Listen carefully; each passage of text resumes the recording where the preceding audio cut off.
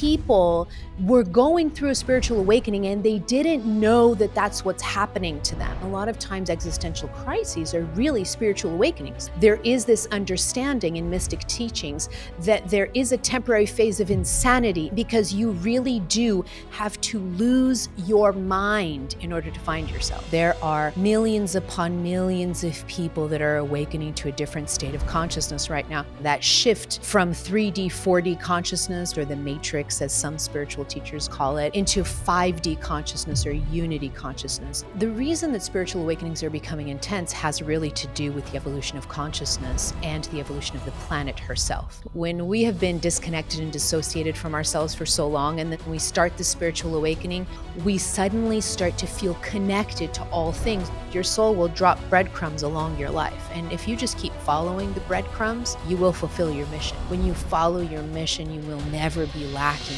There is one fundamental truth in all of the universes and all of existence, and that is,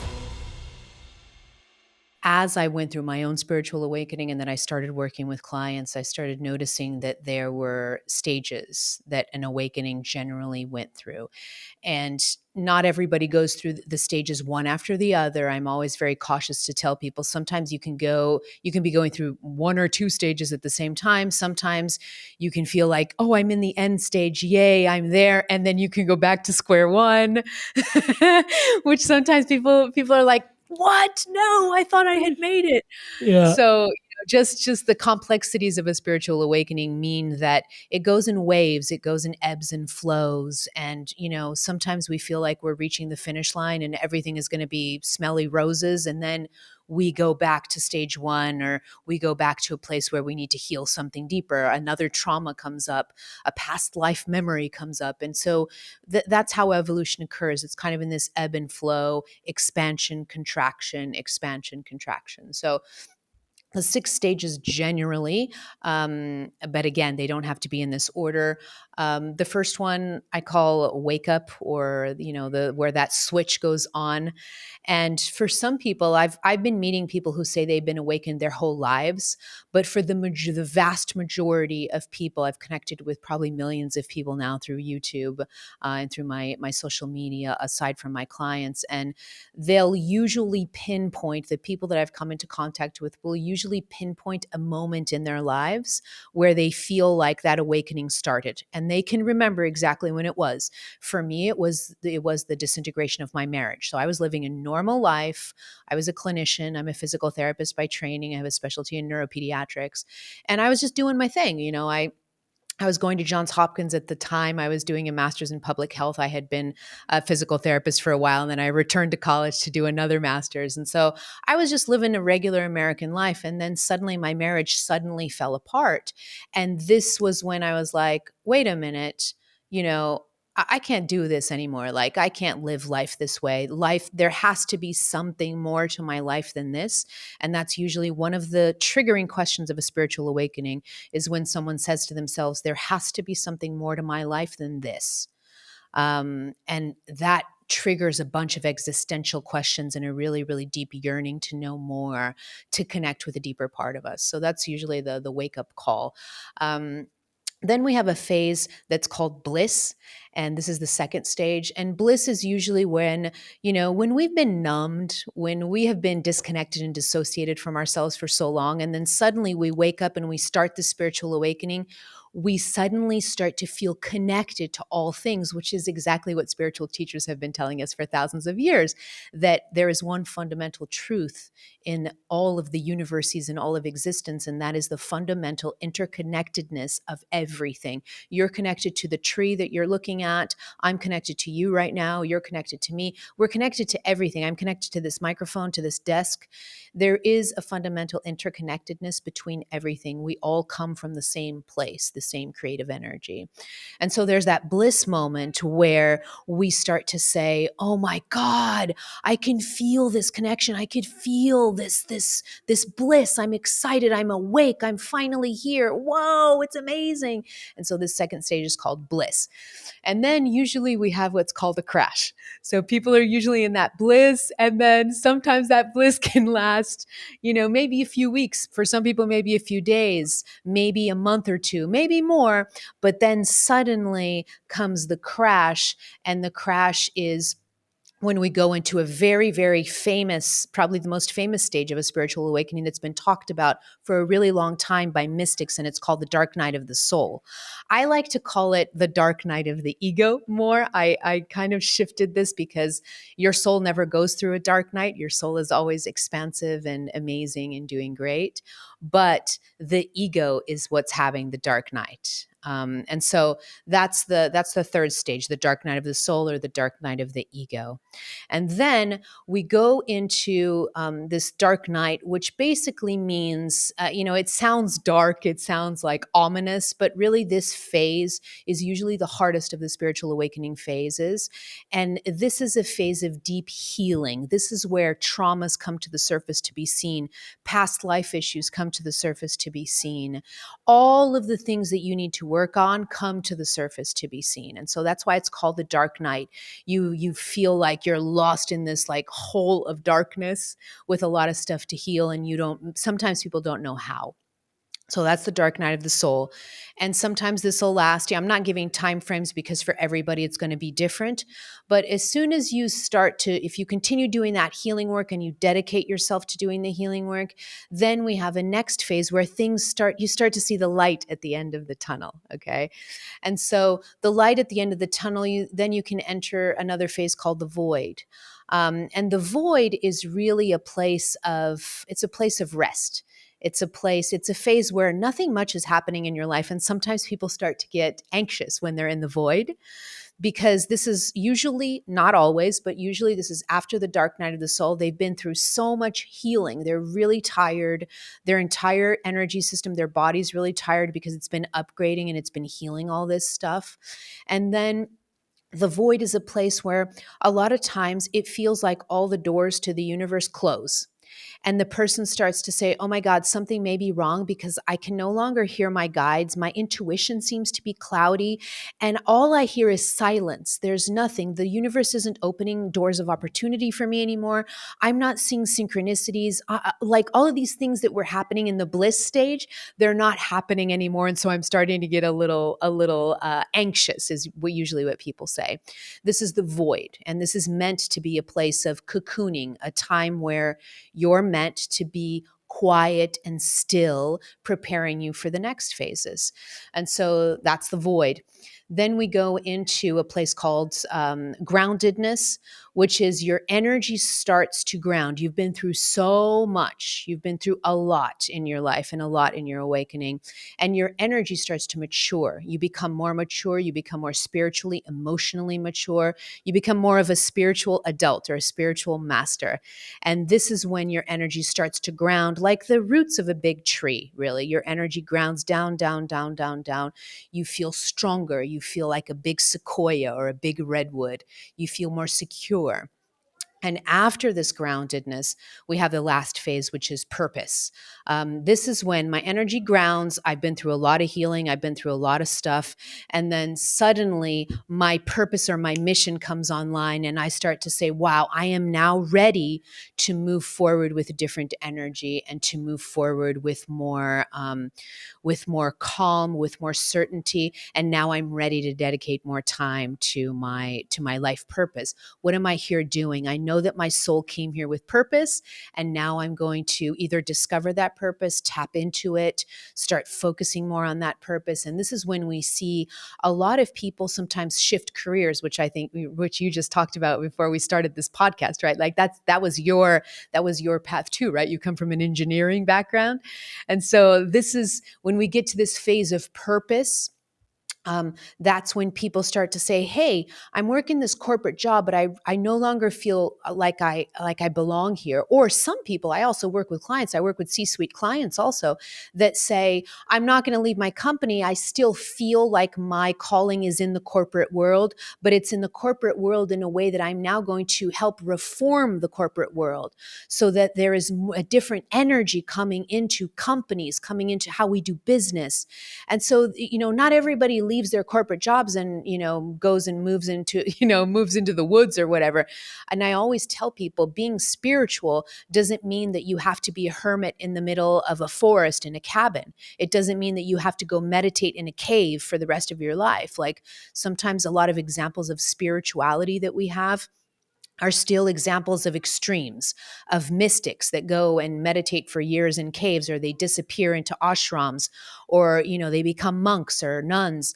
But for the majority of us, that's not our spiritual path. For the majority of us, it's we continue living normal lives in the sense that we continue doing what we were doing before. Maybe we shift what we were doing, but we're now doing it with a different energy, and we're bringing a different energy to the world, and we're bringing a different purpose into the world. We're still living among society and among regular society, but now we're bringing light into every corner of the planet. And so that's generally those are generally the 6 stages.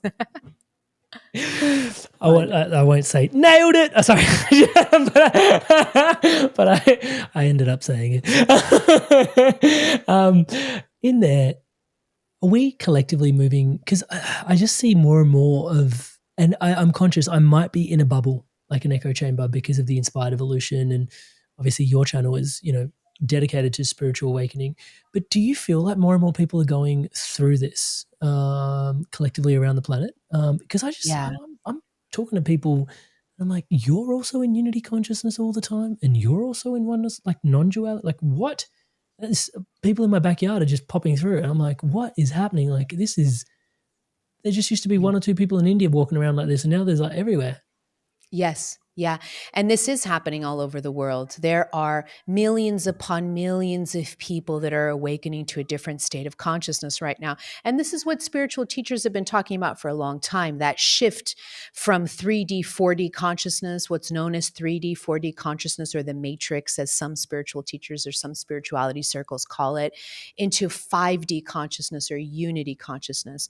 There are so many people awakening. And I mean, just my YouTube channel is a testament to that. Like I started on YouTube in 2014, right after my spiritual awakening. And like the whole channel exploded precisely because people were going through a spiritual awakening and they didn't know that that's what's happening to them.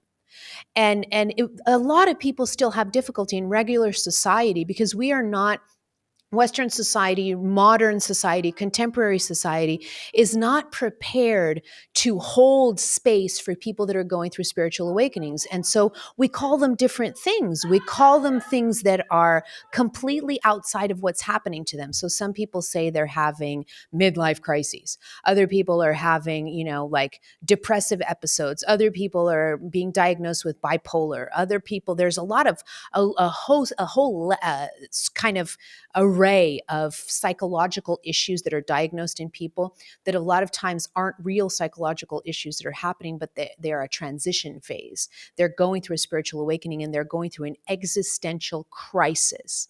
And a lot of times these existential crises are really spiritual awakenings. They are spiritual awakenings.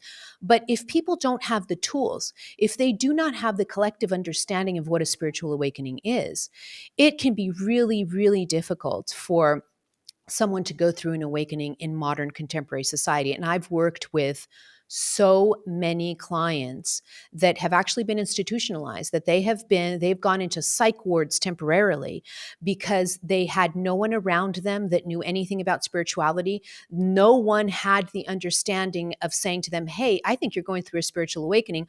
All they had was normal people around them, non-spiritual normal people that just kept projecting, whoa, I think you're going crazy. You need to go see a psychiatrist. And so people ended up going into psych wards, being admitted, voluntarily admitting themselves into psych wards, thinking that they were positively going insane when they weren't. They were having a spiritual awakening. And if you look at mystic teachings across the world, mystic teachings that are thousands of years old, there is this understanding in mystic teachings that there is a temporary phase of insanity in a spiritual awakening, because, and you can really understand why. Like I'm using air quotes for this insanity thing, because you really do have to lose your mind in order to find yourself, right? Because what is your mind? Your mind is my image of myself. Who do I think I am? Who am I in the world? What are all the programs and beliefs and that my family has put onto me, that culture has put onto me, that gender has put onto me, that my country has put onto me? I have all of these programs, and these programs contribute to my sense of identity. When I have a spiritual awakening, I have to throw all of that kind of, I don't know if I can slightly swear or not, but you could beep it later, but you have to throw all that bullshit out the window. Literally, you have to. That is literally losing your mind. It's what's called ego death. And so, what has happened in contemporary society is we have taken that mystical understanding of losing your mind, but we don't know how to work with it. And so, we call it insanity. And we say people are going insane. We say people need to be medicated. We say, oh my God, like you're going through a psychosis. What is happening to you? And so, people can end up, especially if they're having really powerful spiritual awakenings. The spiritual awakenings, a lot of times I've been working with people who are healers in training. And so when you're a healer, when you have the healer's path, your spiritual awakening can be very, very difficult. And these are usually the people, the most powerful healers are usually the ones that end up in psych wards, coincidentally. And why? Because they're losing their mind at such a very fast and intense way that it seems like insanity, but it's not insanity. And if you look at shamanic cultures around the world, there is always space being held in every shamanic culture in the world, regardless of what continent you look at. There is a space, a sacred space that is held for the people that lose their minds. The people that go insane in a traditional shamanic culture, those people are shamans in training, and they grab them. And as soon as they start going insane, these people are then cultivated, trained to then become the shamans of tomorrow. And it's really sad to me that in contemporary society, people that lose their mind temporarily during a spiritual awakening are very frequently misdiagnosed with psychological problems. And so this is kind of a going into this stream of consciousness. There are a lot of people, going back to your original question, there are so many people that are going through spiritual awakenings. Some of them are lighter, some of them are more profound. And a lot of us just don't know how to give meaning. We don't have the words for what's happening to us. And so what I found in my YouTube channel as the years progressed was, in the comment section, people just kept saying to me, I had no idea what was happening to me. I thought I was going positively insane until I found your YouTube videos. And this is a really common thread that common feedback that people say to me. And so now that there are more of us, I'm on YouTube, you're on YouTube. There are so many different people who are awakening. We're on YouTube, we're on podcasts, we're on social media. And so I feel like we are creating a really strong community. We're creating that container that shamanic cultures had thousands of years ago. We're helping to create that container in a more contemporary way, in a more modern way. And so now we're telling people, hey, this is what's happening to you. Here's what's happening to you. Here's an understanding. And as soon as people start to get meaning and understanding on what's happening to them, everything changes, right? Everything changes. You, inspired soul, you on your incredible path. It is such an honor to be here by your side. To all of you that are watching, that have subscribed to the channel, I just want to take a quick moment out to thank you from the bottom of my heart. Conversations with Christina and people like this are only enabled by your subscription to the channel. In fact, everything you see around here is powered and empowered by your subscription to the channel.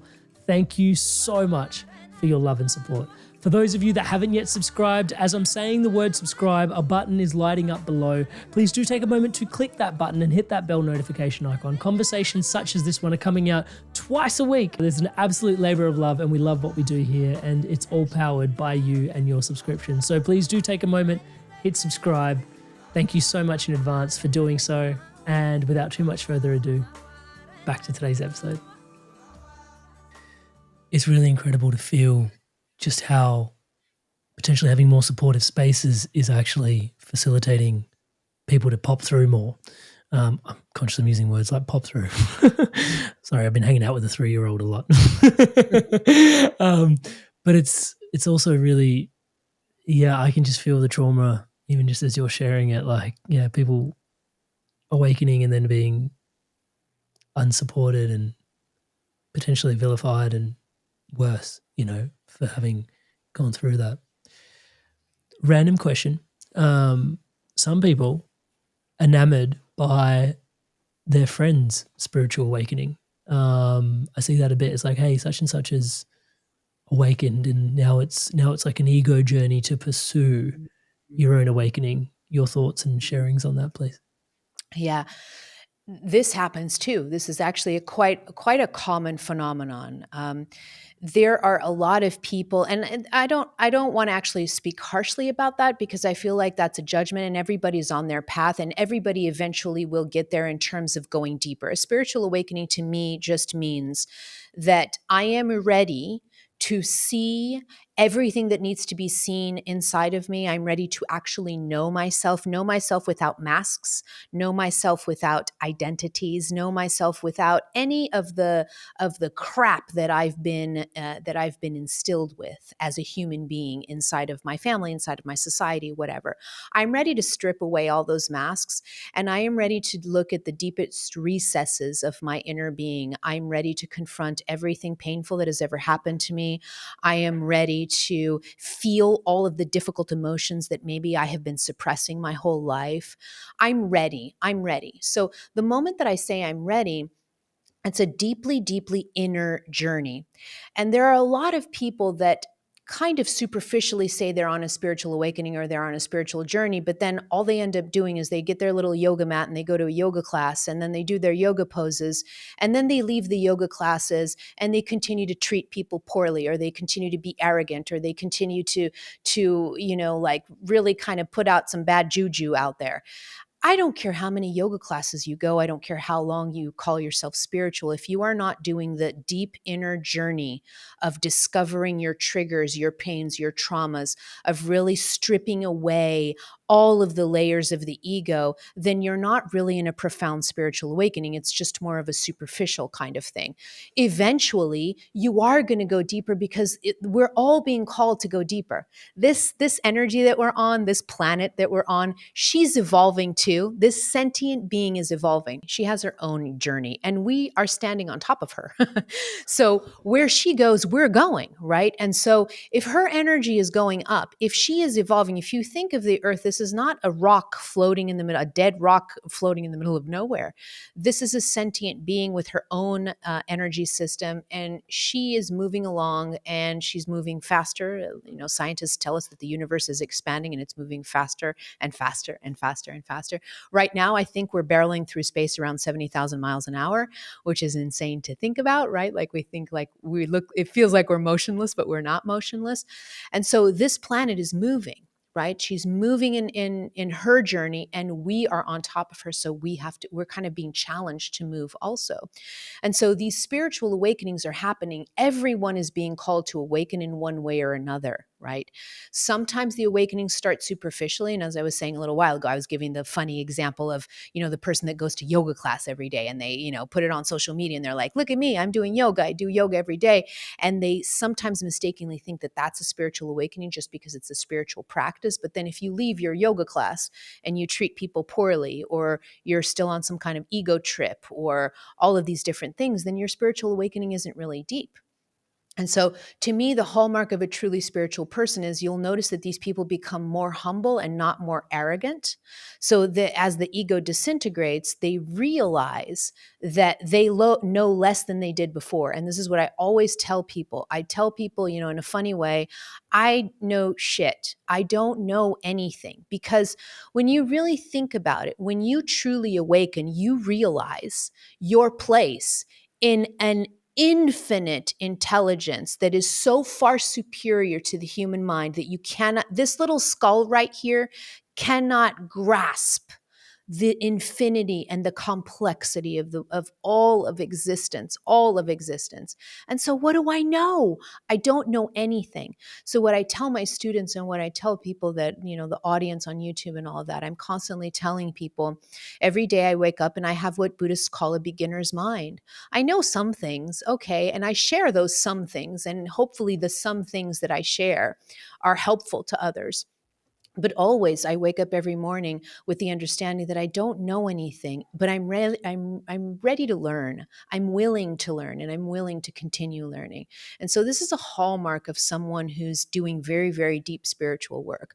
A lot of times what happens, and this has happened to me quite a few times as a coach, there's a subset of people that are having a spiritual awakening, And interestingly enough, I don't know, well, I'll have your opinion on this, because this has happened to me more with men than with women. And I don't know if it's because men tend to have a stronger ego or not, but I've worked with quite a few clients where they're going through a spiritual awakening and they go through what I call the God phase.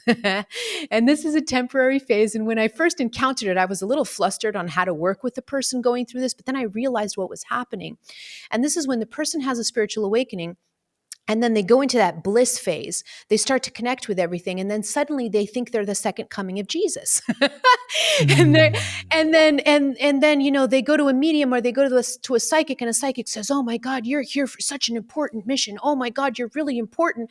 And then they start to say the person's important, and it hyperinflates their ego. And then suddenly they think that they are, like the second coming of Jesus or something. This overinflated ego, when you start to give too much importance to yourself, that's an egocentric worldview, and it's the inflation of the ego that's occurring before it collapses. And so I work with people also who are going through this, and I kind of try to tone it down a little bit, just like, oh, okay, you think you're the second coming of Jesus. Well, let's talk about that. Maybe the what you're feeling symbolically doesn't really mean that, like everybody's important, everybody has their place, and we're all doing our roles. But maybe let's burst the bubble of that ego, so you start to see things clearly. And then usually people come out of that phase. They come out of that phase, or I've had a couple of clients who are actually just don't work with me anymore because they get so annoyed that I'm trying to tone down that ego that they're like, "Oh my God, you're diminishing my importance. I'm going to go somewhere else." But this is quite common also, and it happens more with it's happened to me more with men. So I don't know if you've experienced this, if you've heard of this phenomenon, but it happens also in spiritual awakens. But again, it's temporary, and usually that ego bubble is burst, and then they look back and they're like, "Oh, wow, that was trippy. Like I was thinking I was the second coming of Jesus." But really what was happening was I was receiving all of this information, but my ego was trying to control my spiritual awakening. It was trying to make an identity out of my spiritual awakening. And I didn't realize it. So I bit the bait that my ego set out. But now I have a better understanding of my ego. I have a better understanding of what it does. I have a better understanding that the ego has a really hard time during a spiritual awakening, because literally you are asking your ego to dissolve. You're asking all of that identity to crumble, and the ego is not going to want to crumble, right? And so in retrospect, people look back when they've been through these phases and they're like, "Wow, I was a little arrogant there for a while. I was doing this for a little while. But now I have my feet firmly planted on the ground." But regardless of how everyone comes into a spiritual awakening, it's happening to all of us. But I would say we are in the millions of people who are truly going deeper, in the sense that they know it's a spiritual awakening and they're going into the work. There's 7.5 billion people on the planet right now. Not everybody is going through a spiritual awakening in the sense that they know what's happening to them, but we are all being rattled one way or another to wake up, to become more conscious, to understand the interconnectedness of all things, to understand unity consciousness.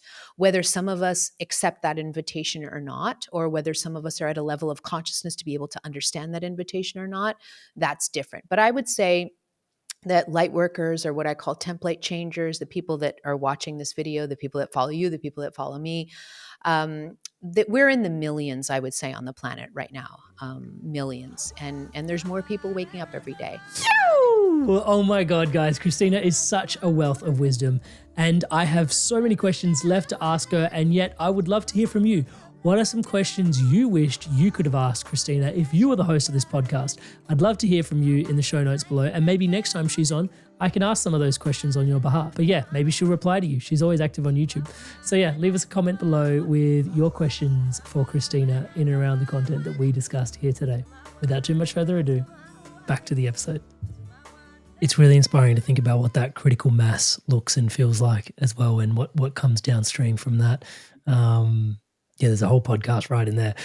The masculine piece, I think it's interesting. I think having reflected on my own journey, because obviously I've been through these stages, for me, there's, if I had to reach for it, I think there's there's an innate programming for competition that's much more present. I've met men that don't have it. One of my, actually, the best man at my wedding just doesn't have an ounce of competition in him. He's such a beautiful brother bear.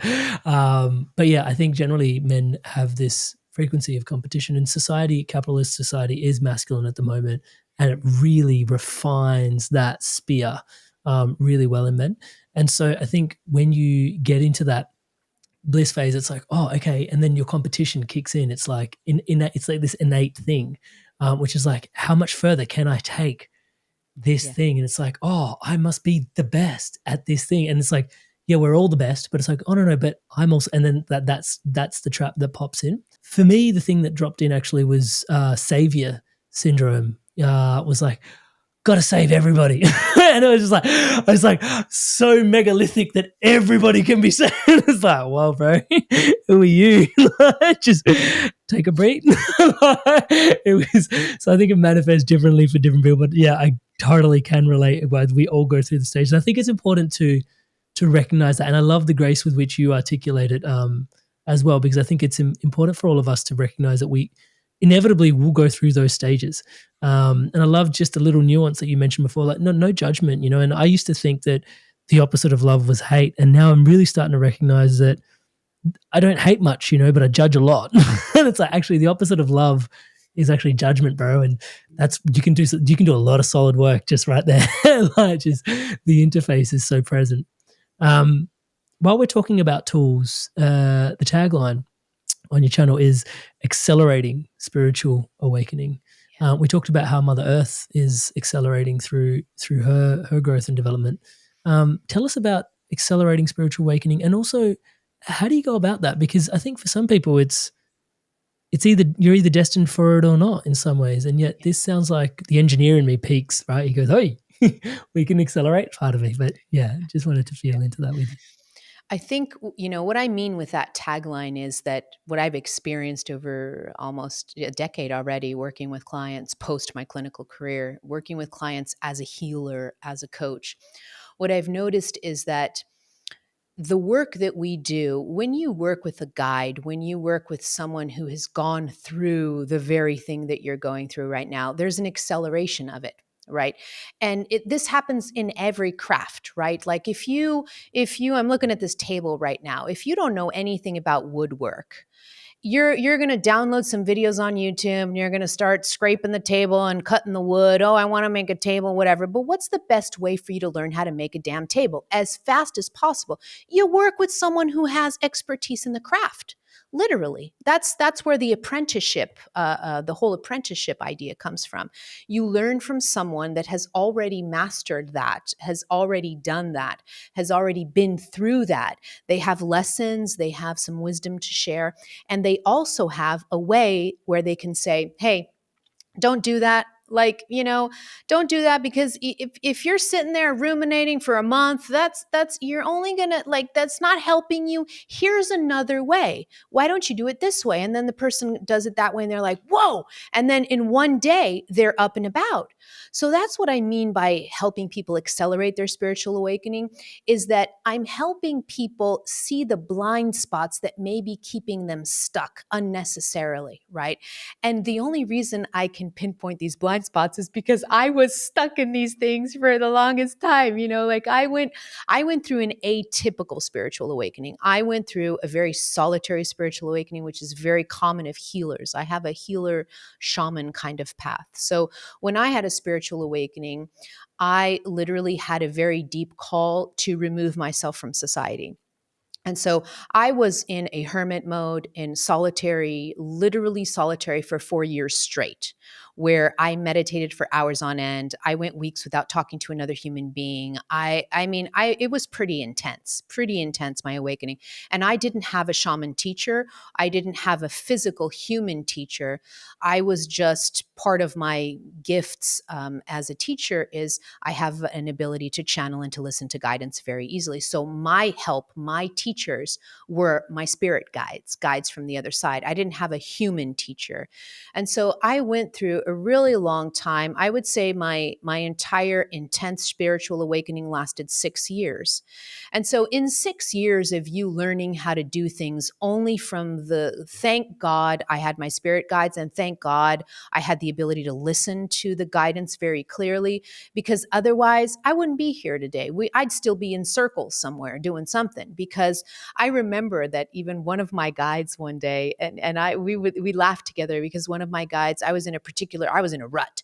I was just sad and I was stuck and I was going through this trauma thing, but I had been going through same trauma thing for a month, and I knew I was stuck. I could feel it. I'm like, I feel like I'm in a hall of mirrors. I can't get out of this. There's something not, I don't need to be doing this. There was a part of me that knew that. And then my guide said to me, you get really stuck. But he said it in a really like nice, loving way, which is how our spirit guides speak to us, never in a judgmental way. And so I've taken all of these lessons of banging my head against the wall unnecessarily, and I've helped created tools. And through my learned experience, I'm now able to help others not bang their heads against the wall so much. And so, as an example, I could give you a bunch of examples from the people that I've worked with, but I have a particular example that I love. One of my clients that's in my private community, Heart Alchemy, she has had one of the most remarkable transformations where in a year of being in Heart Alchemy, she went from being in an abusive marriage with horrible things happening in the marriage and feeling completely powerless to a year later, she's no longer in that marriage. She's totally free. And she even changed her last name. And her last name that she chose, the etymology of that name is strength.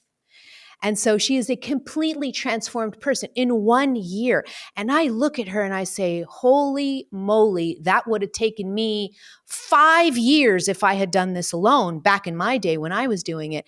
And so it brings so much excitement to my heart, because it really is. That's what happens. And it's not just because of me. It has nothing to do with me. It's people, when people connect with you, when people connect with every single person who has had a spiritual awakening and who's maybe just 10 steps ahead of you, and they've been through that. And they can say, hey, don't put your foot there because you're going to fall, or there's no need to do that. There's no need to spend a month hitting your head against the wall. Just being able to, for someone to guide you in that way, accelerates whatever you're going through. And so what I'm finding is that people are going through more intense spiritual awakenings now, but they're shorter than they were before. And it's precisely because there are people like me and like you and like so many other light workers who have gone through the difficulties of the spiritual awakening. We've kind of been able to write down our lessons, understand our lessons, derive some wisdom from those lessons. And then now we can turn back and we could say to the people that are 10 steps behind, say, hey guys, like I can help you, like this is how you do this. And so people are having more intense, and we could talk about why it's more intense. People are having more intense spiritual awakenings, but I find that they are shorter in time. And that's what I mean by acceleration of spiritual awakening. Yeah, I remember witnessing you use the word stacking, and I was like, wow, that does sound intense. I'm going to give you some space to tell us about intense, actually. Yeah. So the reason that spiritual awakenings are becoming intense has really to do with the evolution of consciousness and the evolution of the planet herself. So we are not the only sentient beings. We are not the only ones evolving. We are evolving in a system, in an entire system of multiple realities of all of existence that is evolving. Right? The evolution is occurring through knowing thyself. The more I know myself, the more my creator knows itself. The more you know yourself, the more your creator knows yourself. And so it's like this compound of lived experiences is compounded. And so everything is evolving, everything. And specifically the planet. That's what's really important for us right now. The planet herself is evolving. She is at a level of consciousness that, again, I'm going to talk about the 3D consciousness, 4D consciousness shift to the 5D. There are two worlds right now that are happening. There's the world where still people stubbornly want to kill each other, and they want to start wars, and they want to, get stuck in, politics and me versus you and this and that. And this is what we call the 3D separation consciousness. There are people that are still stubbornly there, But that reality is going to cease to exist because there's only one reality that's going to exist down here, and it's 5D consciousness. I'm actually scripting a video. I'm going to be shooting a video today, and in that video, I was talking about the prophecy of the Hopi people of Arizona in Northern America. They're one of my favorite shamanic cultures. And they talk about the prophecy of the fifth world. So they say that we are moving from a fourth world. Interesting, because it's the same talk, right? Like new agers like myself. I don't know if I should call myself a new ager, but new age, because sometimes that new ager is used in a derogatory way. But more contemporary spiritual teachers like myself talk about the 3D, 4D going into fifth dimension. And it's interesting that the Hopi people for thousands of years have been talking about fourth world going into fifth world. It's interesting. It's the same thing. So we're all talking about the same thing. And they talk about the fourth world being a place of chaos, disharmony, disrespect for the natural world, and the fifth world being a world of balance, where balance is returned, where we realize we are a part of our ecosystem, and that if we chop down the whole forest, we're going to die because we're going to decimate our planet and we won't be able to breathe. That seems like a really common sense thing, but it seems like something that a lot of people don't know. A lot of people still don't know. If I cut down all the trees in the planet, I will die. There seems to be this total disconnect that we don't realize this. Cognitive But dissonance. oh my God, it's absolute insanity. But shamanic cultures of the past, the ones that were connected to nature, they understood that what I do to the planet, I will suffer that karma. So they were in harmony with nature constantly. And so to the Hopi people, the return of the going into the fifth world is a return of balance, harmony, and an understanding of the interconnectedness of all things. Okay. And so that's where we're going. That is where we're going. That energy, that evolution from an energy perspective, from a more technical perspective, the energy is moving faster. It's vibrating faster. The more that the energy vibrates faster, it creates an acceleration. So I don't know if you've noticed this, but so many people have been talking to me about this, that time feels like it's moving faster, right? Like I'm just like, what? 2024 is almost ending. How did this happen? It What was is my going on? last birthday 3 weeks ago. I shit you not, I was eating that cheesecake. And it's like next week or this weekend, I'm turning my birthday again. What? Yeah. And so we all notice that there's something funky happening. Like we are noticing that time feels like it's moving faster. That's part of the energy on the planet. The vibration is increasing and it's going zzz. Okay.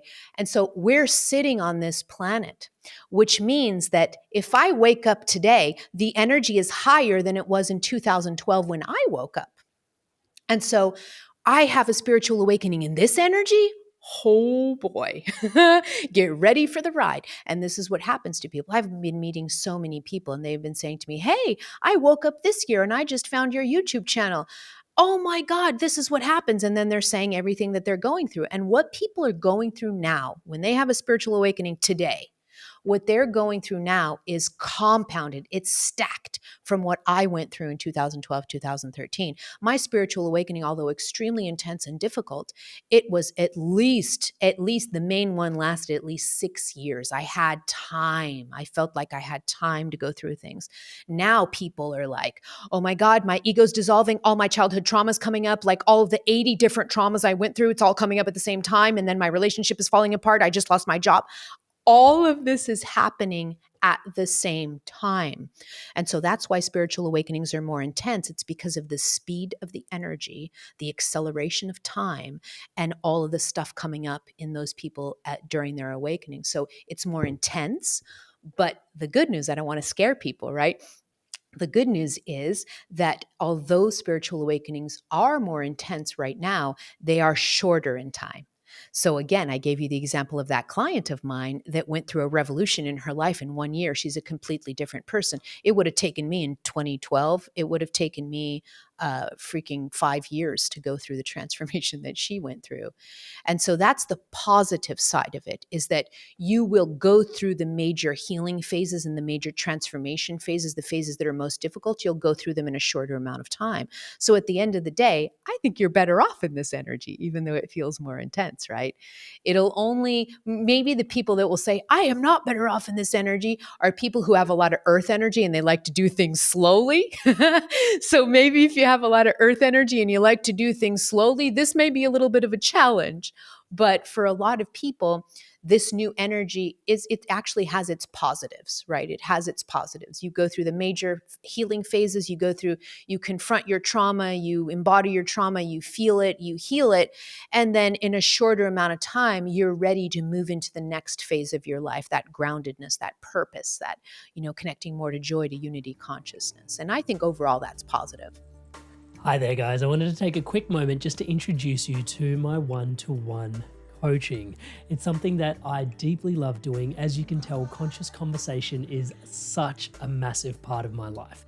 And having one-to-one, deep, meaningful conversations with people where I get to show up as your brother or as the coach or as your mentor has been such a gift for me personally, and a gift for lots of the people that I have supported on the journey of living a more spiritually empowered, spiritually powered, spiritually aligned life.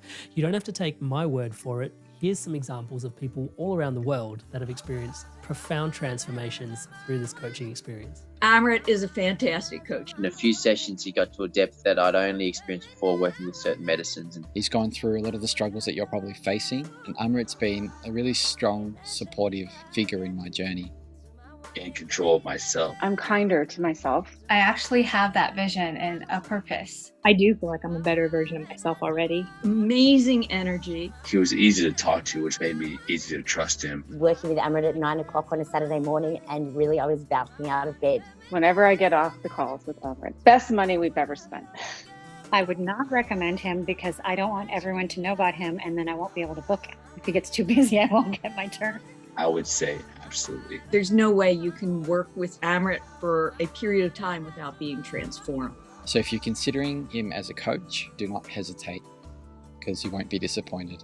Alrighty, so hopefully that's inspiring your evolution onwards and upwards. And if you are so inspired to evolve, you can book in a one-to-one call with me directly at www.amrit.coach/life. And guys, if I can say so myself, I do think this is something quite special. Most people that I see building things online don't really work with people this deeply, this intimately, one-on-one as things start to grow, just because it is so time intensive. And yet I'm so deeply passionate about the transformation that comes from one-to-one coaching that just isn't available anywhere else. It would be my absolute honor and a pleasure to support your spiritual awakening, your spiritual path, your spiritual unfoldment. It is my life's work. I look forward to seeing you in the call. Back to today's podcast. There does seem to be a correlation between awakening and purification can sound quite aggrandized. But all your stuff and all your traumas, you've kind of got to shed some shit in order to awaken. Can you speak to that a little bit? Yeah. So I do like to use the word purify in a sense that there's no value judgment on that. So I think it's important when using words like that we don't put any value judgment on it, because I think that there's also there's still a kind of, I don't know, insidious. I think that's the word. There's an insidious little area of spirituality, of people who actually think that spiritual people that are going through spiritual awakening, that we're some kind of chosen ones. And I hear that term still a lot, and I really profoundly dislike it, because that to me sounds like a value judgment, like the person that's going through a spiritual awakening is somehow better than someone who's not. That is not true, and I don't accept that as true. And that's very arrogant, and that sounds very unloving to me. And so I don't like to go into that kind of collective consciousness thinking that's still a part of spirituality. We still have to purge that, I think, from spirituality circles. And so when I use the word purify or connect, what I'm saying is there's no value judgment on that. What's happening is a very technical thing, actually. The more that you purify, it just means that I am confronting and I am seeing and I am healing all of the things that have kept my energy heavy. Okay. What are the things that keep my energy heavy? All of the masks that I use, that I show the world I want to be a certain person, but I'm really not that person. All of the masks, all of the false beliefs, disempowering beliefs that make me heavier. Like a common example, I'm a woman, so I've had to heal a lot of these templates in myself. The idea that women have to do certain roles, that women aren't as strong as men, that women should always be guided by a man. This still exists in cultures in this world still today. And this is a huge heaviness on a woman because this is not true. Anything that you believe, any template that's on top of you that is not true, that's not part of your soul, that's not a soul truth, it creates a heaviness in your system. And then let's talk about trauma. So then I come down here on earth, and most of us have trauma. We go through really difficult life experiences. And when we don't know how to cope with those experiences or move through those experiences, give meaning and heal them, that's called trauma. Trauma is when anything painful happens to me without me feeling like I have an agency in the situation. That's the definition of trauma. Something painful happens to me and I feel like I have no power or choice to change it. That's trauma. And so if that's the definition of trauma, the majority of us have trauma. The majority of us have been in a place where something really painful is happening to us and we don't feel like we have agency to change or to understand or to move from that situation. And so a lot of us have trauma. Every trauma that we have is layered on top of us as a heaviness. It's like a cloak. So imagine the energy cloaks that we all have on top of us. It weighs us down. So when we start to purify, all that means is I'm taking these damn cloaks off. I'm taking this cloak off. I'm a woman and I am just as powerful as a man. I do not need to delegate my authority, my inner authority to a man. Take that off. I don't, all these other things that I had to take off. And I'm sure you've had to take off cloaks too. Tremendous. I come from a lot of childhood trauma. So one trauma after the other, including sexual abuse as a child, like all of these different things that had happened to me that were suppressed inside of me and that I dissociated from. When I had my spiritual awakening, there's no more dissociation. The spirit said, you have to come back into your body because you can only teach and you can only be here as a fully human being integrated and whole, not broken apart. And so I started to take trauma cloaks off. The more that you take these energy cloaks off, your energy will ascend. And that's what purification means. I'm not a better person than I was 10 years ago. I'm not better than the person who's not awakened. My value has not changed. We are all valued by our Creator and unconditionally loved. We all have the same value. But my energy is most certainly purified compared to 10 years ago. There's no question about that. And I feel differently. I feel lighter. I feel free. And that has to do with all of this purification work that you're talking about. But at the end of the day, it's always important to say that because my energy feels more purified than it did before, it doesn't mean that I'm better than anyone else. And that's important. Thank you so much for clarifying that. Talking about trauma, we sort of discussed an ego trap earlier, and we discussed the many nuances in which it does appear. I feel like there's also like a trap, not what to call it a trap, but like we get stuck in the trauma washing machine, like a healing washing machine sometimes. Like you see people going to circle and it's like they're sort of, it's like that's their new identity. It's like I'm like absolutely heal, yeah, touch wood, and so many blessings for us, so many healings. Like take a moment for that. And yet also like, I guess for me, what I really want to point the question towards is yes and purpose, but I don't even want to rush to the word purpose, like, yeah, I'll let you speak to that, please. Yeah. So you're absolutely right. And this goes back to the conversation we were having before about getting stuck in certain things and sometimes needing a guiding hand to help you just, hey, get out of that rut. You don't need to be in that rut for that long. But there's also on the other opposite end of that, there's bypassing that's also very, very common. So I feel like there's a middle ground here. On the one end, we have, you want to absolutely make sure that when you are healing trauma, you don't get stuck in the trauma and you don't actually make an identity of it. Carolyn Mays, one of my favorite spiritual teachers, I don't know if you know Carolyn Mays, she wrote one of my favorite books, The Anatomy of Spirit.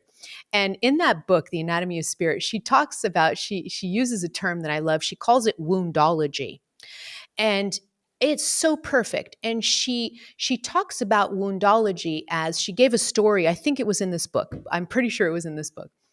She talked about a former friend that she had that one day came to lunch, and she was having lunch. Carolyn Mays was having lunch with a couple of men, and her friend joins them, and they were just having a regular conversation. And Carolyn Mays, or one of the friends, said, "Hey, do you want to go with us to this event?" And the woman, she hadn't met these guys before. She didn't know anyone at the table except Carolyn Mays. And she said, "Oh, I can't make it to your event because I'm going to an incest group. And this group is really important to me. And I never, I always go to this group because they've been really supportive." And she went on and on and on. And the guys were just looking at her going, "I just met you, lady. Like, I don't need to hear all of this." And it was really awkward. And after this exchange, Carolyn Mays had a conversation with her friend, and she said, "You just met these guys. Why did you have to mention to them that you were a victim of incest?" And her friend got really agitated and said, "Well, why shouldn't I? This happened to me. I should be able to say this to whoever I want." And they were never friends again. So that conversation destroyed their friendship. And this is called woundology. Woundology is when you have a trauma, but instead of healing that trauma and going through it, truly healing it, you stay stuck and you grab that trauma and you make it a part of your identity. And this is really being stuck in a rut, right? You don't want the traumas to become a part of your identity, because if it does, it's not healed, right? And so you want to work through the trauma. Are you ever going to forget the trauma completely? No, probably not. I had an example of something that happened to me not too long ago, and I can go into that if you want to go a little bit deeper into trauma. But the trauma may never fully disappear from your body, but you can most certainly move through it to where it no longer is a part of your identity. You have purified it enough that now that trauma, instead of being something that weighs you down, it has now given you the life lessons and the wisdom for you to move forward in a more mature and adult and healed way, right? So you do not want to get stuck in what Carolyn Mays calls woundology, but you also, on the other side, do not want to bypass trauma. You don't want to bypass the healing of trauma. We are all bypassers. We're all experts of it. One of the most common coping mechanisms that humans have down here is dissociation, what shamans call soul fragmentation. So we are really good at something painful happens to us, and instead of, "Oh, that was really painful, let me work through that," we shut down and we go on social media and we scroll for 4 hours, or we go on a shopping spree, and then suddenly, look, my trauma's gone. No, that's called bypassing. And sooner or later, you will have to heal that trauma, whether it's today or 20 years from now or in a next lifetime. Who knows? But you will have to confront, heal, and integrate that trauma so you can move on from it. And so I feel like there is a middle ground here, what Buddha called walking on a sword's edge. There's that middle ground, that middle way, which is, I don't want to be stuck in the rut of constantly, I'm still talking about and healing this trauma, the same one. I'm still, here I am, and I'm going to a support group 40 years later. I'm still in that support group, and we're still talking about the same things, and we're still, okay, I'm in a rut, but I also don't want to bypass. I want to go right down the middle. And so sometimes that's not easy. And that's, again, going back to where it's really cool to be able to connect with people who have already done this healing work, and they can say, "Hey, you may be stuck a little bit there in woundology. I'm just bringing that up," if they ask for your help. Or you can end up, with what happened to Carolyn Mays, where her friend never spoke to her again because it was very confronting for Carolyn Mays to say to that person. She felt confronted by the fact that Carolyn Mays was trying to help her let go of that part of her identity. But because it was so enmeshed in her identity, it was very frightening and threatening to have, to say, "Hey, do you want to keep that as a part of your identity?" And so that person preferred to walk away from Carolyn Mays instead of working through it. So there's that balance, right? And sometimes it's not easy when healing trauma. I'll put a link to that show, to the book in the show notes below. I wanted to double click on, you said if you want to go deeper into trauma, you had a recent experience they'd be willing to share. Touchwood, if you're open to it. Yeah. Happy to hold space. So I've done, I'm a trauma coach. It's one of my specialties. Like I have done the healing of pretty significant trauma. I've written a couple of books on my childhood trauma. There was a lot of complexity going on, including sexual abuse as a child. And one of the interesting things was that as I went through my spiritual awakening, I had so much healing to do, which is why my spiritual awakening was long and it was hard for me. And, as I started working with clients, of course, like a good coach, when they start working with clients, they never stop their work, right? So I always tell people, if you ever meet a coach that has finished their own work, go work with someone else. Because literally, again, going back to what I said a little while ago, I don't know shit. I'm always learning. And so I continue to heal layers and layers. And if I have a little layer of old trauma coming up, I heal it. And another layer, I heal it.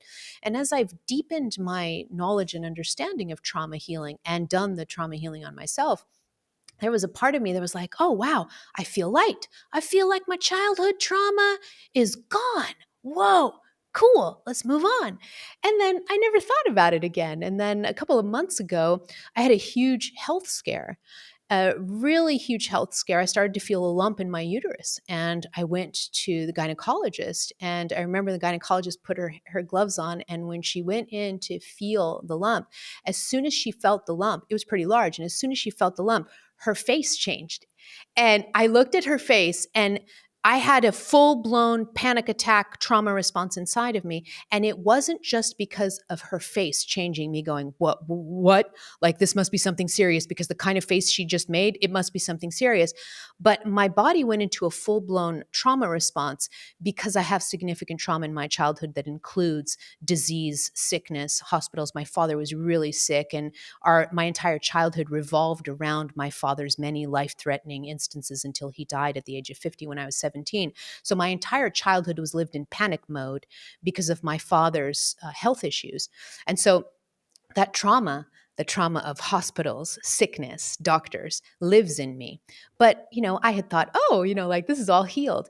But it only took one funky look from a gynecologist for my entire body to go into a trauma response. And she sent me immediately to do a vaginal echo. And I remember I was sitting there for 2 hours waiting for that emergency echo. And my whole body was in full-blown panic mode, full-blown. I hadn't felt anything like that in years and years. And an interesting thing happened. When that echo was done, the technician said, like it's not cancer, everything's fine. It's just a really big tennis ball size fibroid that you have in your uterus, so nothing life-threatening. So you would think that as soon as the doctor says that to you, your body's going to calm down immediately, but mine did not. I did not come out of the trauma response. And I spent 2 weeks using all of the tools that I use for my clients. I was using them on me to try to bring my body out of fight or flight 2 weeks after this health scare. And it was so humbling to me. Like, it was just so humbling to me, because it was like, wow, no matter how much healing work I've done, it only takes some specific triggers sometimes for the body to remember something, and beautiful. I don't know if have you ever heard of Edith Eger? She's a Holocaust survivor, and she's a world famous psychologist, but she was called the ballerina of Auschwitz. She was a ballerina. She was in the concentration camps, and she was one of the only reasons why she stayed alive was because she was a ballerina before she went into the concentration camps. And so the Nazis would make her dance for them. And so that's one of the only reasons why she stayed alive in Auschwitz for that long. Anyways, she has an incredible story. She's an incredible soul. And she went on. I mean, talk about unthinkable trauma, right? After World War II, she studied and she became a psychologist. And I think she's in her 90s, almost 100. I want to say almost 100. She's up there, right? She's still a psychologist. And in one of her books, I don't remember which ones, but you can look up her books. She's got amazing books. But in one of her books, she was talking about her autobiography, and she starts the book by saying, to this day, if I'm walking down the street and I hear the sirens of an ambulance, my whole body goes into a response. And this is what, like 60 years after the trauma, we're talking about a world-class psychologist who specializes in trauma care, like, and her body still responds to a simple siren of an ambulance, right? Why? Because it's taking her back to Auschwitz.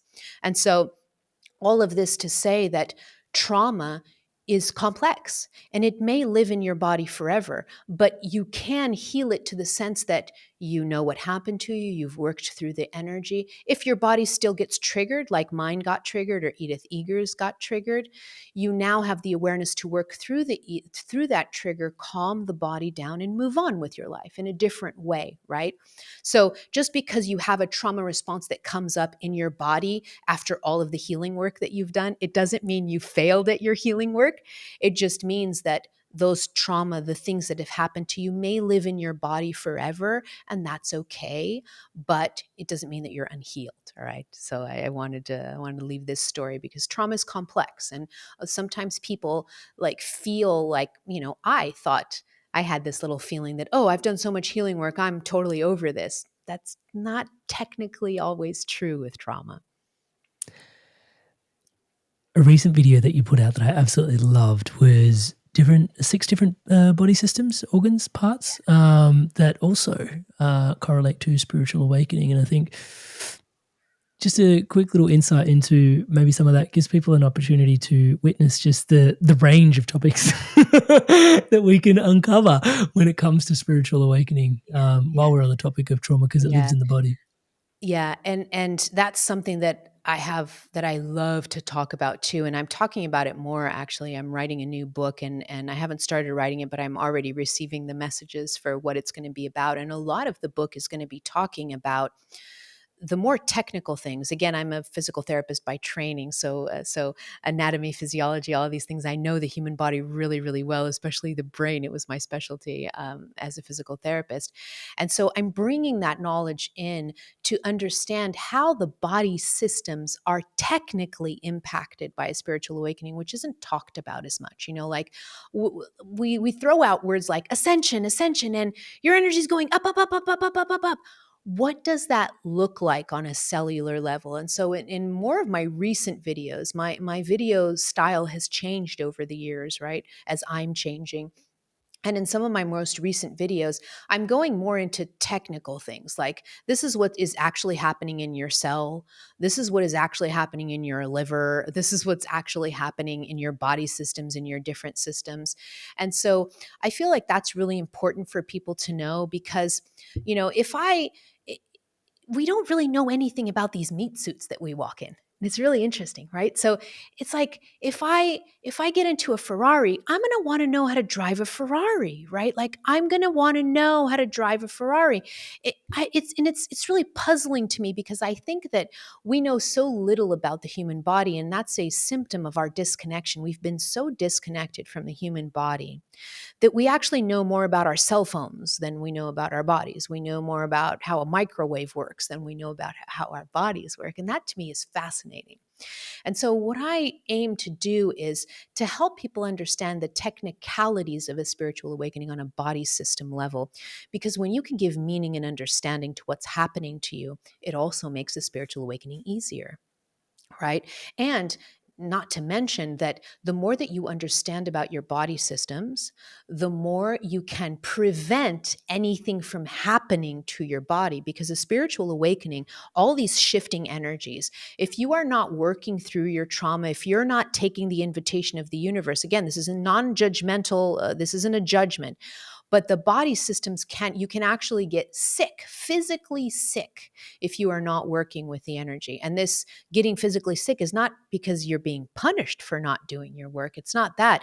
It's simply because there's a lack of resonance between where the energy is going and where your cells currently are. So your cells aren't operating at the level of where the energy is. And so we can actually manifest physical illness. And it doesn't have to go that far, but you can manifest a lot of physical symptoms that can cripple you, that can really, really set you back. And just an example that I want to give you, going back to the story of that full-blown, panic trauma thing that I had. One of the biggest symptoms that I had that was causing worry in me, which is again not a great thing given my history, I went through a burnout a couple of years ago, and that burnout was followed by a really severe Epstein-Barr infection. I was very, very sick, and I had never been sick like that before. I was always really, really healthy, but again, speaking to how quickly the energies are changing. And so I got really sick with Epstein-Barr. And one of the issues with Epstein-Barr is it could affect your spleen. It could enlarge your spleen. And so I was working, did a lot of healing work and all of that. And so I'm feeling much better. And then this trauma response comes with when I felt that lump in my uterus, I get this trauma response. And then suddenly my spleen is on fire, like hurting. I can feel my spleen. And it's weird because people say to me, you can feel your spleen. I didn't even know what a spleen was. The more that you ascend your energy and you get sensitive, you will feel your individual organs very, very easily. Why? Because I'm in communion with my organs. I'm talking to them. I could feel them so they can talk to me. And so the amazing thing about when you have a spiritual awakening and you come into your body and you start to connect with your body systems is that they will speak to you and you can listen very quickly before something big happens, right? And so I started to feel my spleen again, and I'm like, what's happening?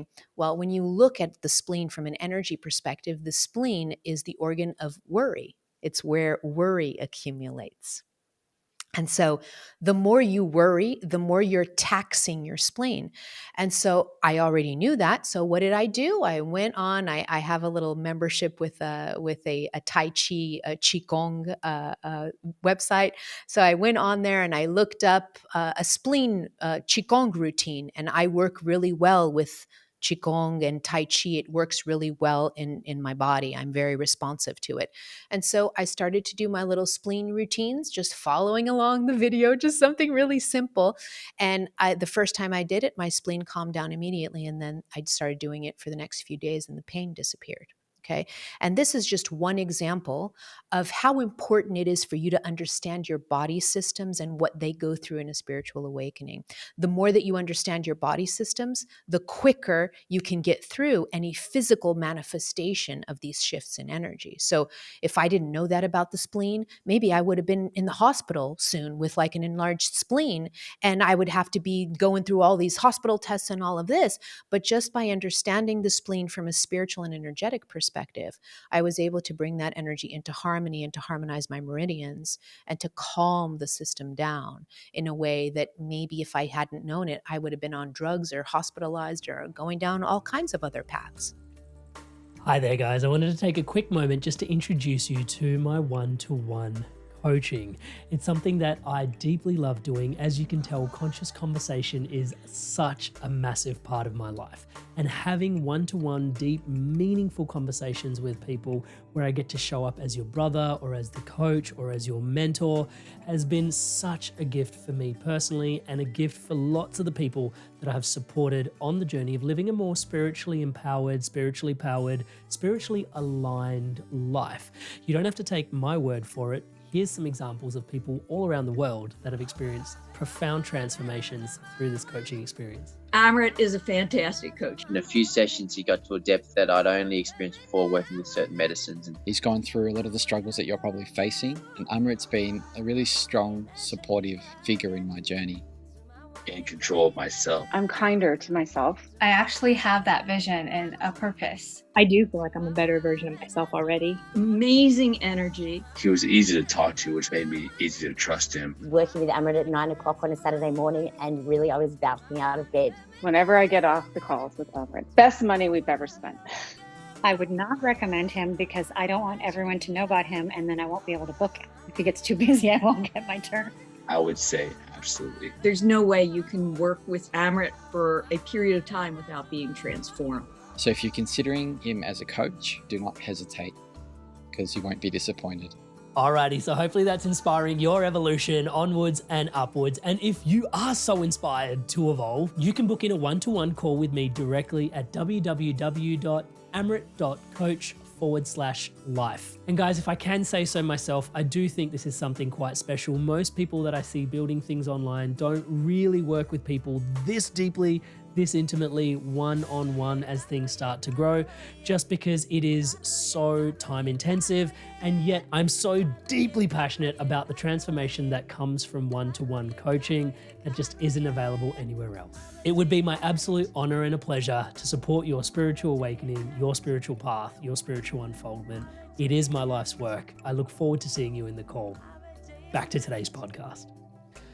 Yeah, the engineer in me, the way I visualize it is, these technical videos that you're putting out more recently, I love them because they provide the scaffolding because awakening can be so energetic.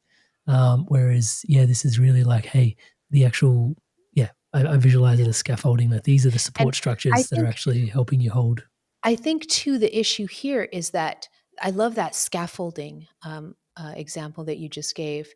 And the technical videos to me are helping more and more because I feel like spiritual awakenings have been very esoteric, very woo-woo.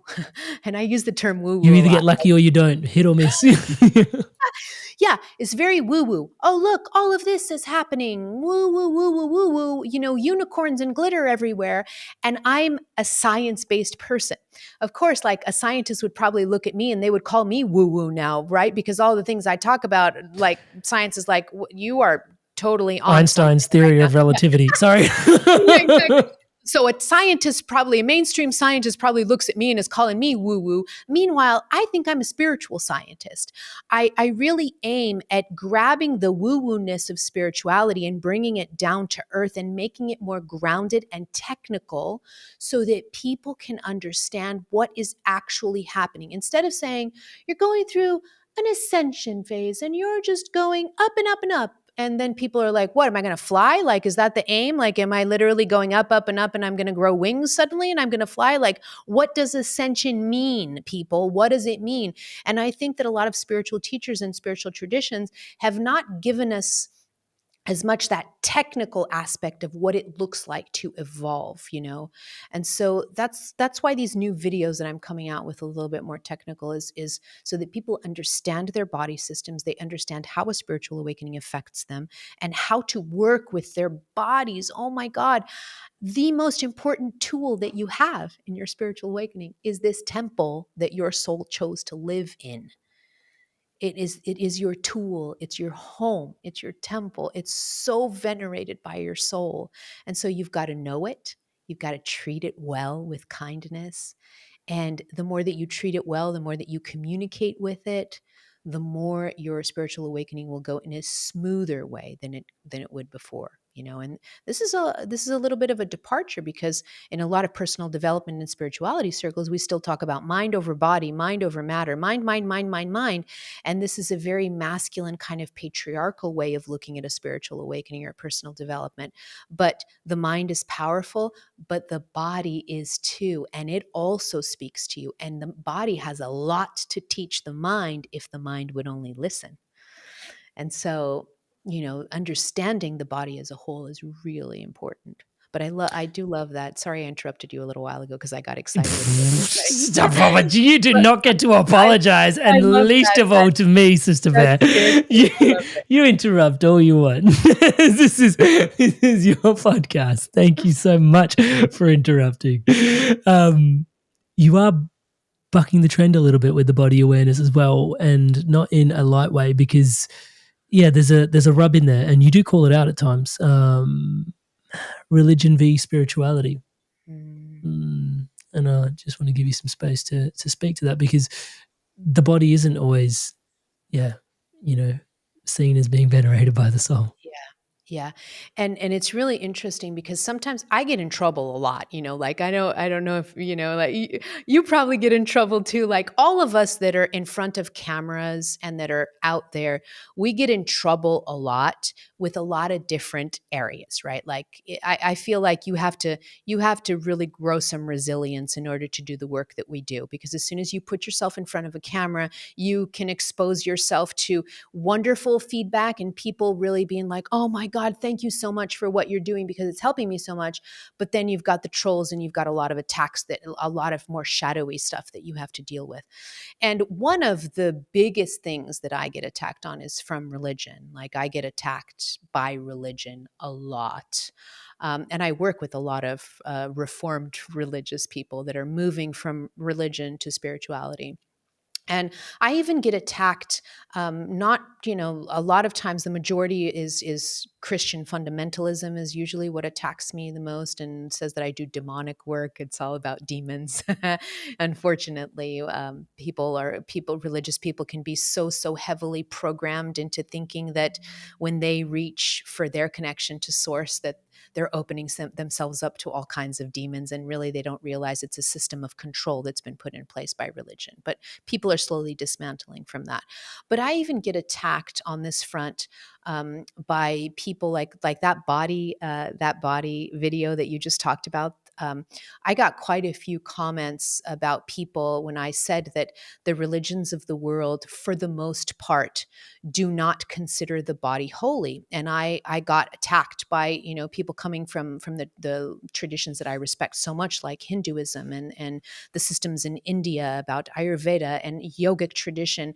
And people were saying, what are you talking about? Don't disparage, like Indian culture has been venerating the body for a long time. And so I got a little Hinduism backlash on that, and all of that. And it was interesting because I got into some conversations because I like to talk to people who are challenging me, because I want to learn from everybody. As long as you're giving me feedback, even if it's negative, if it's respectful discourse, I will talk to you, and I like to have a conversation.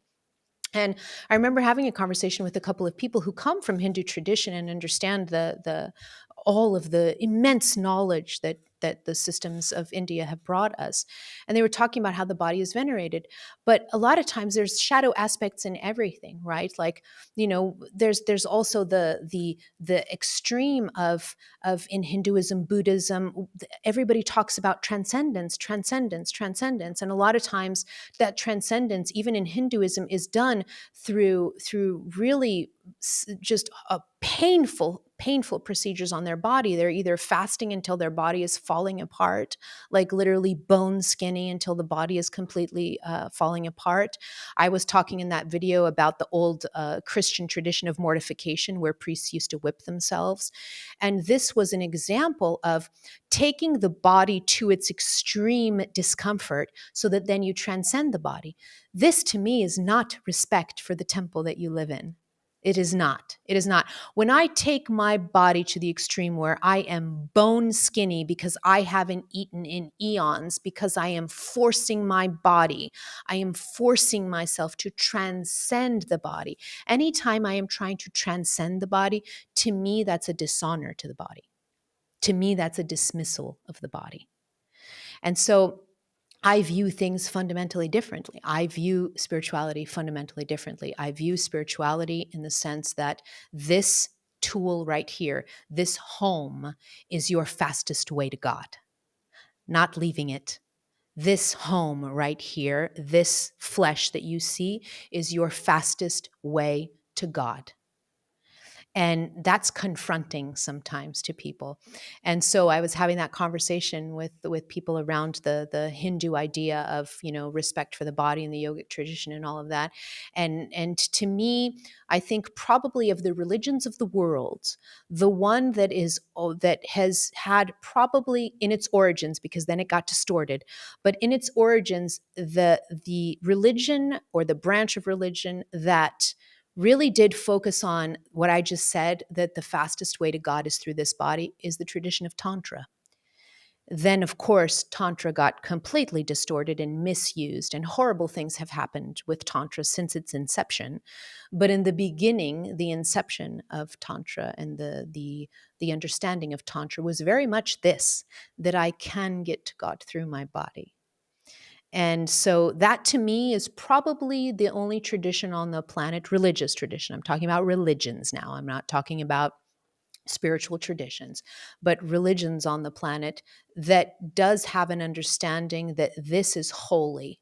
This is holy, and this is your vessel to God and the quickest way to God, right? And you can understand why. Religions need to make sure that they are the way to God. And so, how do you do that? You remove people from their body. You start to call their body unholy. You start to call a person's body impure. You start to call a person's body not good enough. You start to call for transcending the body. And what you are really doing is you are pushing people to disconnect from their bodies. And then they disconnect from their bodies and they go to church, and then they give them the church money, and then they believe that it's only through the church that I get to God, and they forget that their bodies are their first temple. And so I think that's where all of that comes. But I'm hoping that people are returning to their bodies and to the holiness of their bodies now in this next phase of human evolution, because you can't evolve without your body. You can't evolve without your body. And you are here to be in a body. Otherwise, if I'm meant to transcend, I would not have incarnated. I would have stayed up in the clouds. I would not have needed a body. My soul chose a body. Why would I then come down into a body and then every day be trying to get out of it? That doesn't make any sense to me anywhere, right? Thank you so much for painting it so poignantly. And for me, I just want to reflect back to you, if I may, the Thich Nhat Hanh, I'm not my body.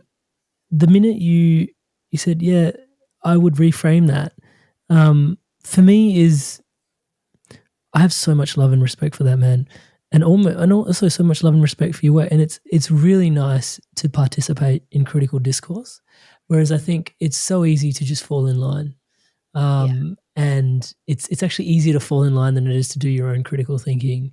And I have a lot of love and respect for the fact that there is the openness and the range. And, I don't think people are willing to speak up as openly as you are. So a lot of love and respect for the way you do that. It actually genuinely means a lot to me. So just want to reflect that back to you. Interestingly, I don't want to take a dark turn, but even what you were sharing just then, but negate everything you said before, but. Because, even the way you were describing the reverence for the body, it's hard to ignore the fact that for you mentioned before even like dissociated parts, right? And then like reclaiming it back and how big a part of us our body like really is, And I couldn't help but my mind flit to the place where people tend to divert to religion, especially more towards the end of life sort of stage, because it can be so hard to come to terms with the fact and the mortality of the body, that, I imagine it's much more difficult and confronting to stay grounded through the body temple, and easier to dissociate, especially at that point when you feel like, surely I must be more than this body. Yeah. Touchwood, your thoughts? Yeah. And that's absolutely true. And I think one of the reasons why people also have been turning a lot to religion at the end of their life sometimes is because they don't have the spiritual understanding of what's happening to them in the transition of life and who they are overall. And I think that religion has been around for a really long time, and it has been society's only example of what spirituality looks like, of what understanding life beyond this deterministic view that science has. Religion has positioned itself as an understanding of beyond matter, beyond what you can see.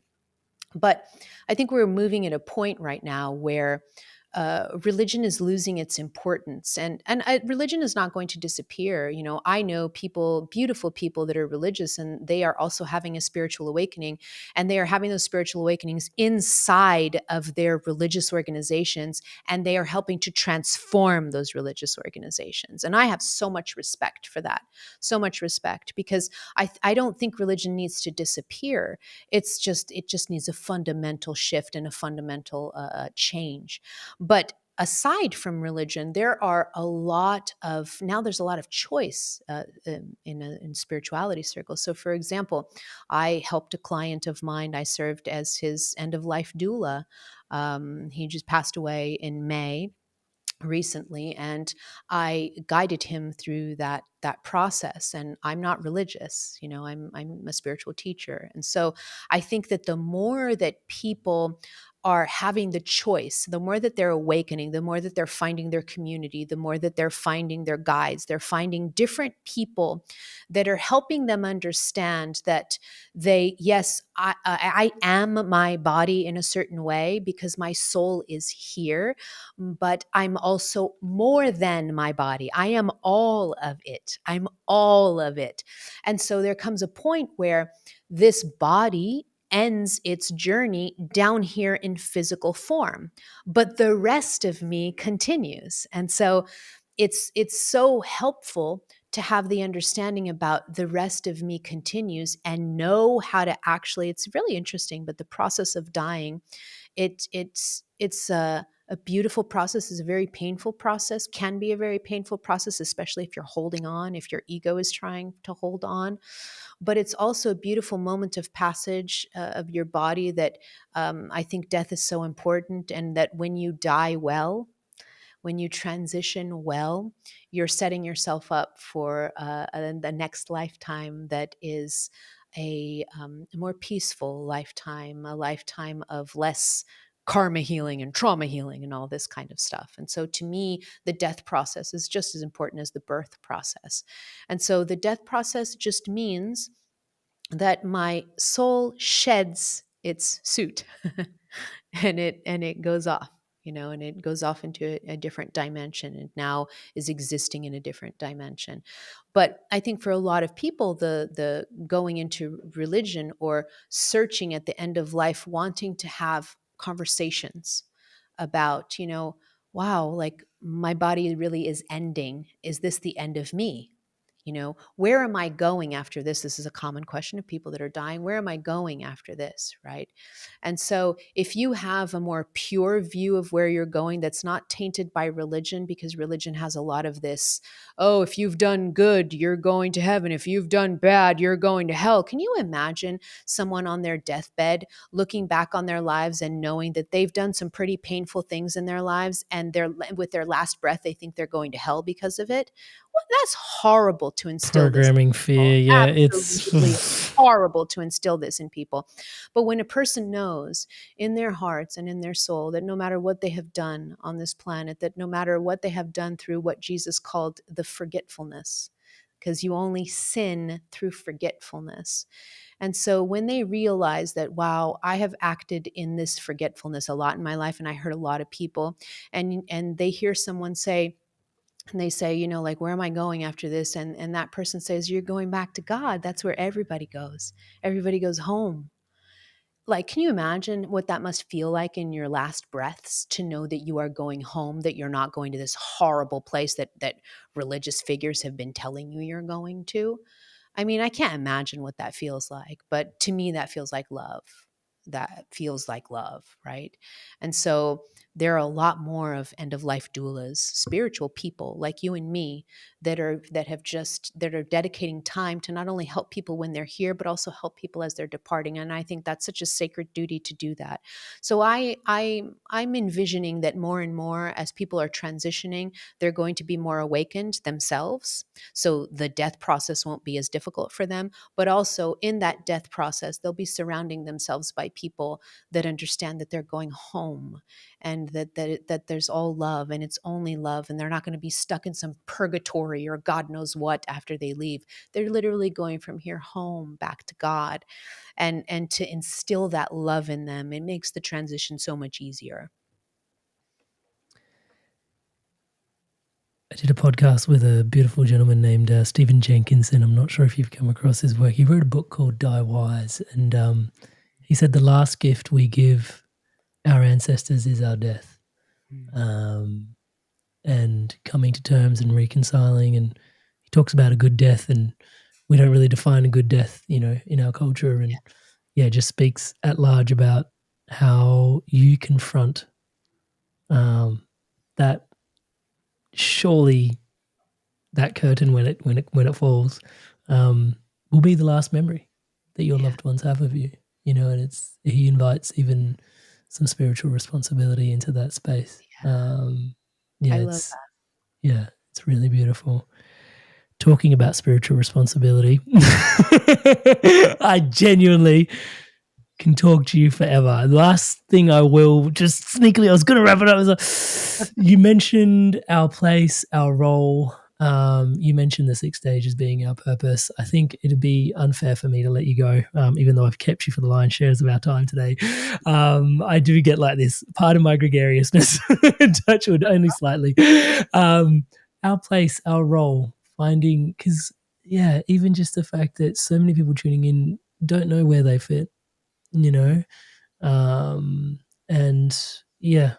it's, I think, just giving a moment for them to hear from you that when you do go through your awakening, like you do go through places, and it is up and it is down, and there is the dark night of the ego. The soul doesn't darken. I love that.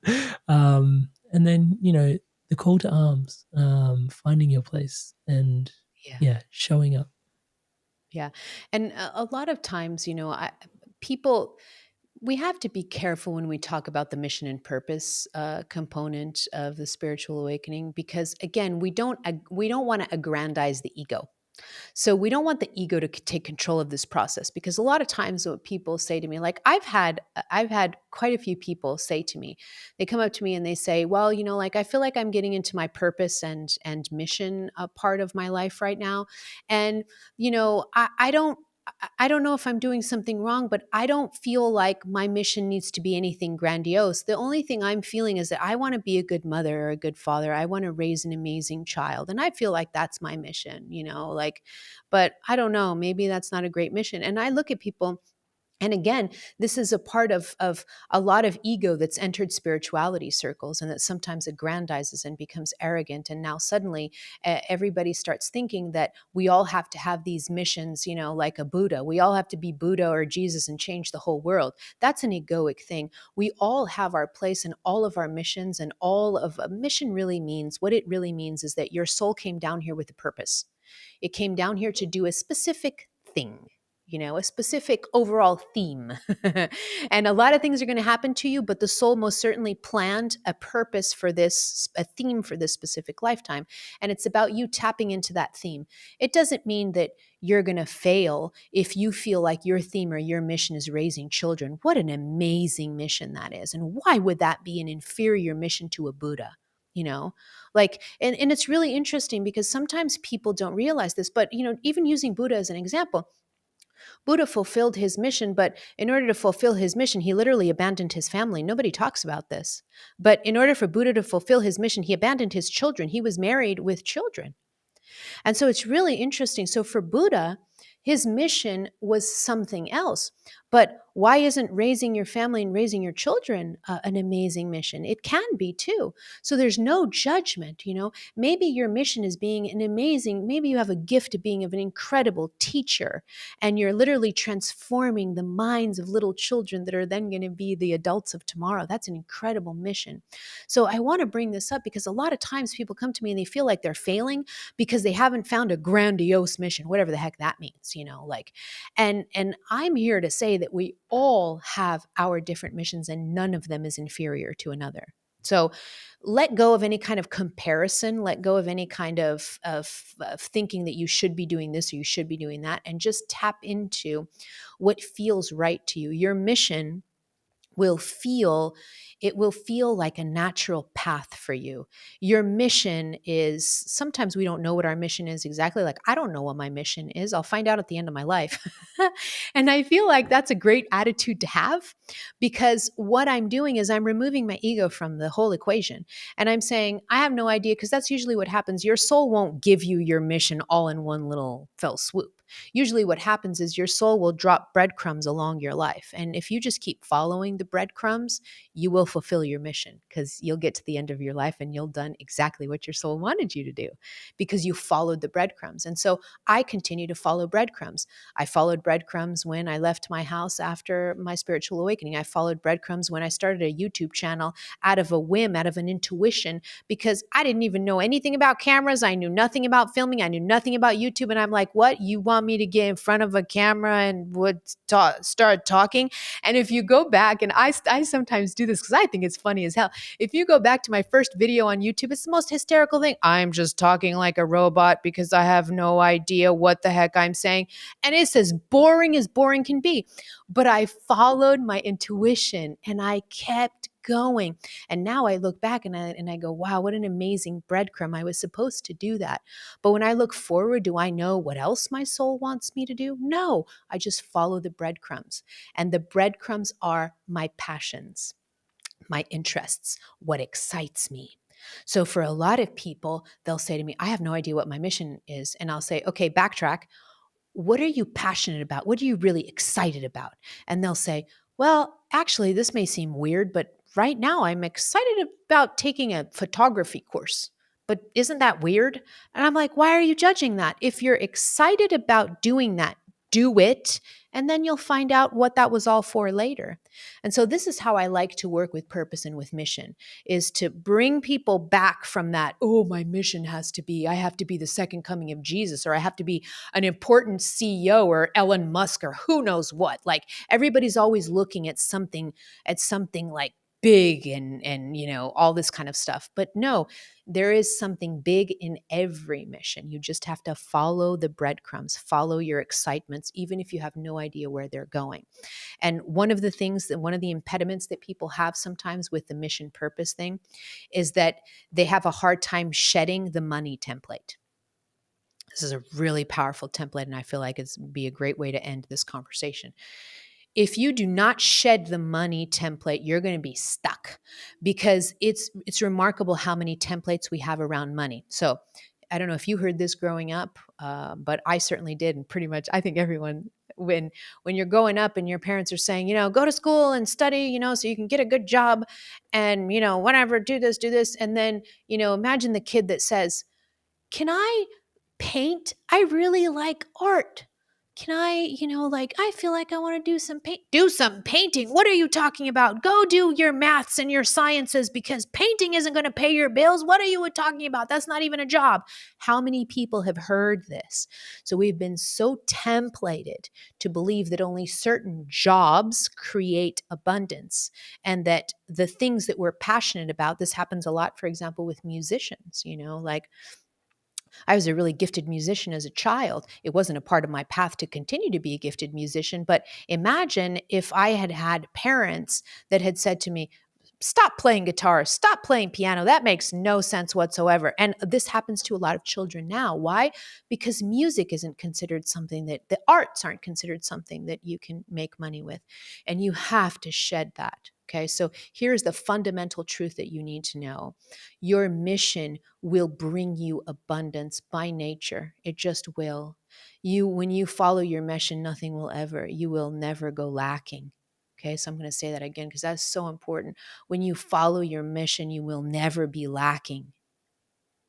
Okay. Now, for some of us, that can be, you know, becoming billionaires, because then we need to use the money to invest in things to help this planet regenerate, use our money wisely. For others, we're not billionaires or even millionaires. We just make enough money to live comfortably. And that's our abundance. And that's part of our mission. And for everybody, it's going to be different. But the fundamental truth is this: when you follow your mission, you will never be lacking. And so you have got to let go of any template that says, if I go down this path, I'm not going to be able to pay my bills. Ooh, let that go. That's the most soul sucking block to your mission that you could possibly have, is having that belief that you can only pay your bills with specific jobs or careers or whatever. Throw it out the window. Throw it out the window. And just remember this mantra: as long as I'm following the breadcrumbs of my soul, as long as I am following my mission, nothing will ever be lacking. Sister Bear.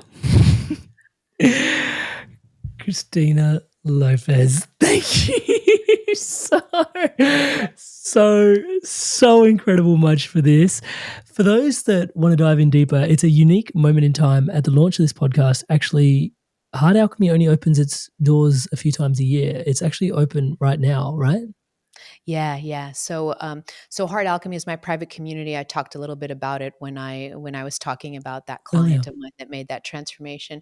It's a private community and coaching program, and it's the only place where I do live coaching calls with my clients. I don't do that anywhere else. And so it's an incredible ecosystem. I call it an ecosystem. It's a community. We have so many fellow soul seekers and spiritual people in there. We have gifted coaches in there offering support. We have bi-monthly coaching calls with me. There are member calls, and there are very, very in-depth video modules to help you get through all of the healing. They're pretty advanced. Heart Alchemy is incredible. It's content that I don't have available anywhere. And I think there are about 57 hours or something, like 80 videos in the core modules of Heart Alchemy. So it's really big. It's an incredible ecosystem. You can go in to do your video modules to help you heal childhood trauma, help you evolve, help you go through your spiritual awakening. You can connect with me during coaching calls, and we could do on-the-spot healing. You can connect with the coaches. You can connect with fellow members. And so it's amazing. Heart Alchemy has been, life-changing for so many people. So I invite your audience, if you guys want to join me in Heart Alchemy, you're going to leave a link below, I suppose. 100% guilty. Yeah, we only open Heart Alchemy 3 times a year, and this is our last window. So this is the last window of 2024. And so maybe I'll see you in one of my next coaching calls. That'd be really cool. Oh my goodness. And I'll put a link to your channel as well for those that want to go check it out.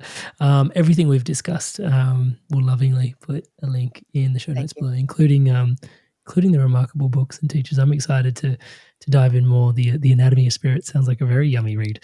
Oh my God. Totally. Thank you for your time here today. Let me just try and get that out, because I know there's so much resistance.